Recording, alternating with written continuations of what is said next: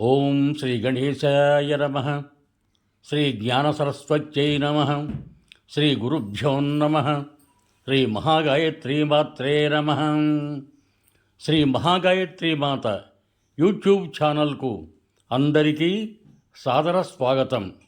ఆహ్వానించువారు కాశీవజ్జల సుబ్రహ్మణ్య శర్మ, నిడదవోలు.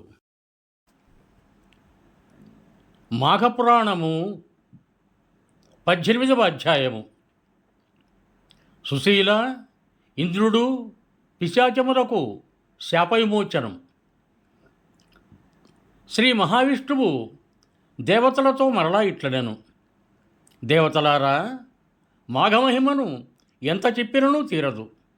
మాఘపౌర్ణిమ నాడు మాఘస్నానము, పూజామున్నగునవి చేసి వృషోత్సర్గమును చేసిన వాని పాపములన్నీ నశించును. మాఘవ్రతమునాచరించిన వారు నాకిష్టులు. వారు దేవతలై వైకుంఠమును చేరుదురు.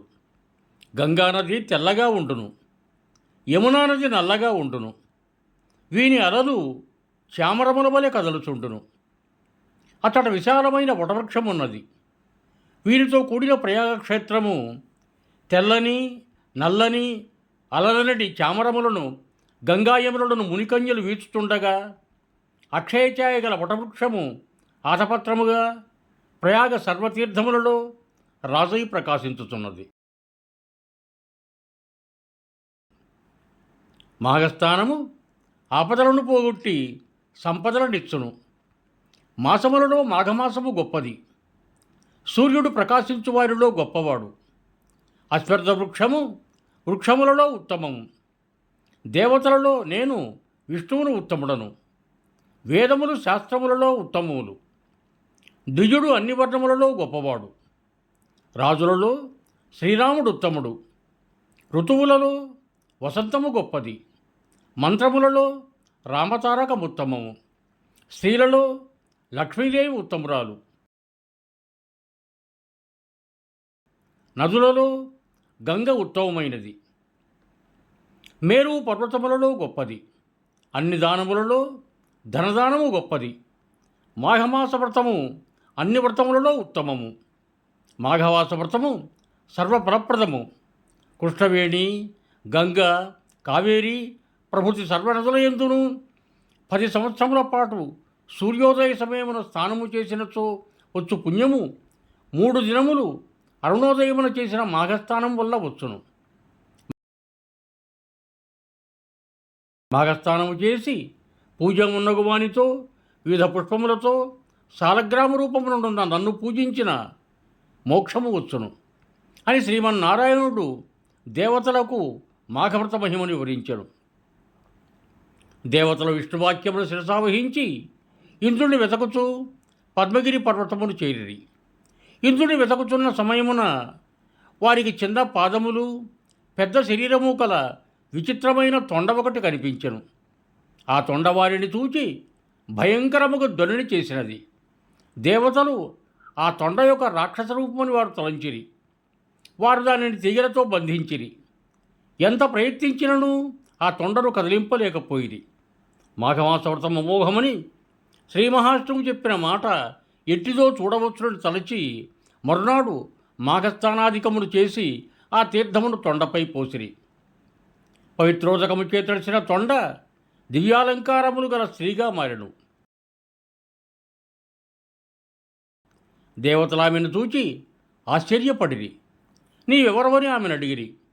ఆమెయు శాపవిముక్తికి సంతసించుతూ దేవతలకు నమస్కరించి వారితో ఇట్లు పలికెను: నేను సుశీలాను పేరు కలదానను. కాశ్మీరమున నివసించు బ్రాహ్మణుని పుత్రికను. మా తండ్రి నాకు వివాహం చేశాను. నా దురదృష్టవశమున నా భర్త పెళ్లి జరిగిన 4వ నాడు మరణించెను. మా తల్లిదండ్రులు చాలా ఎక్కువగా దుఃఖించిరి. నా తండ్రి మనుష్య జన్మము కష్టప్రదము. స్త్రీగా పుట్టుట మరియు కష్టము. బాల్యముననే వైధవ్యమునందుట మరింత కష్టము. ఇట్లు బాల్యముననే భర్తను పోగొట్టుకున్న ఈమెను చూడజాలను. ఈమెను బంధువులకు అప్పగించి వనమునకు పోయి తపమాచరించుట మేలని తలచెను.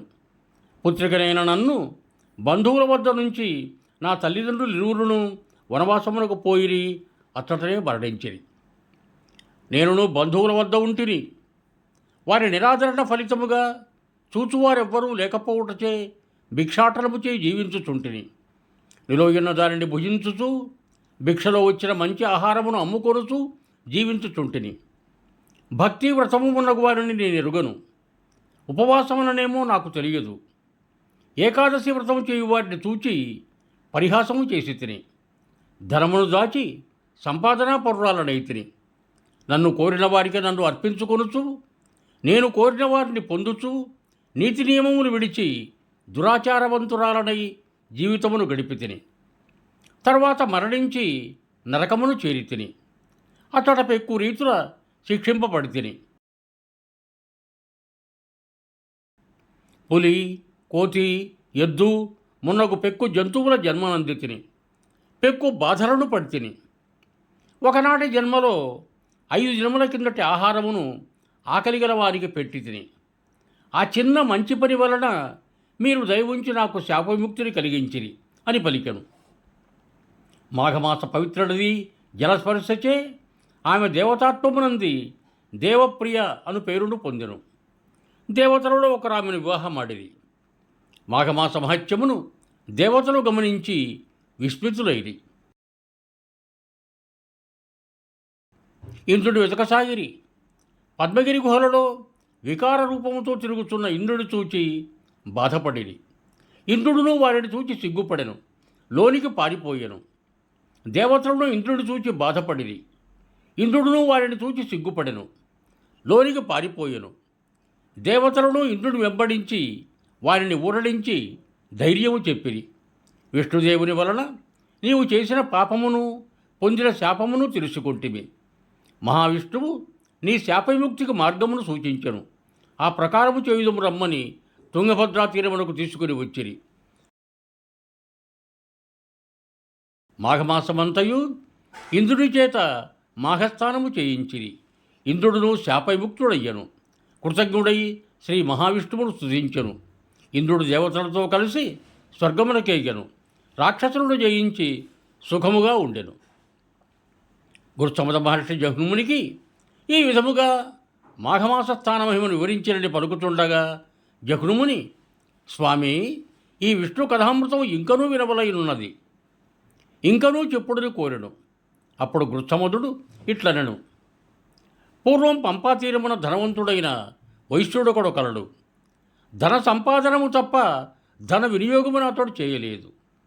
పూజా దానము మున్నగు మంచి పనులను కూడా చేయలేదు. అందువల్ల మరణించిన తర్వాత నరకలోకములకు పోయెను. అతడ కొంతకాలముండి దరిద్రుడై జన్మించెను. దరిద్రుడై మరిన్ని పాపకార్యములను చేసెను.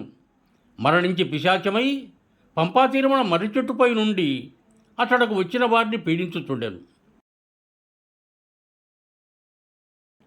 ఒకప్పుడు వశిష్ఠ మహర్షి ఆ ప్రాంతమునకు శిష్యులతో వచ్చి మర్రి చెట్టు సమీపంలో నివసించుతూ మాఘస్థానము పూజామున్నగు చేయుచు శిష్యులకు మాఘమాస మహత్యమును వివరించుతుండెను. అతడు మాఘస్థాన మహిమను వివరించుతూ ఒకనాడు మాఘస్థానము చేసిన వారి సర్వ పాపములను సూర్యోదయమున చీకట్లు నశించినట్లుగా నశించును. మాఘస్థానము చేయని వాడు నరకమునకు పోవును అనుచు మాఘమాస వ్రతమును చేయవలసిన విధానమును చేయుట వలన శుభమును, చేయకపోవుట వలన అశుభములను వివరించుతుండెను. ఆ సమయమున పిశాచ రూపము పైనుండి కింద పడినది. ఆ పిశాచము వశిష్ఠులకు నమస్కరించి తన పూర్వచరిత్రను వివరించెను. వశిష్ఠుడు మంత్రోదకమును వానిపై చల్లుచూ పంపాజలమున మాఘస్థానమును వారిచే చేయించెను. వశిష్ఠుడు చెప్పిన శ్రీహరి కథలను వినుట వలన మాఘస్థానము వలన వాని పిశాచి రూపము పోయి దివ్యరూపము వచ్చినది. మాధవానుగ్రహము వలన అతడు వైకుంఠమును చేరేను. ఇవం భూయాత్. సర్వే జనా సుఖినో భవంతు. ధన్యవాదములు. మీకు నా ఈ వీడియో నచ్చినట్లయితే దయచేసి ఒక లైక్ కొట్టి మీ బంధుమిత్రులకు కూడా నా ఈ వీడియోను షేర్ చేయగలరు. అదేవిధంగా నా ఛానల్ శ్రీ మహాగాయత్రీమాత యూట్యూబ్ ఛానల్ను సబ్స్క్రైబ్ చేయ ప్రార్థన. మరొక్క మారు ధన్యవాదములతో భవదీయుడు కాశీవజ్ర సుబ్రహ్మణ్య శర్మ, నిడదవోలు తూర్పుగోదావరి జిల్లా.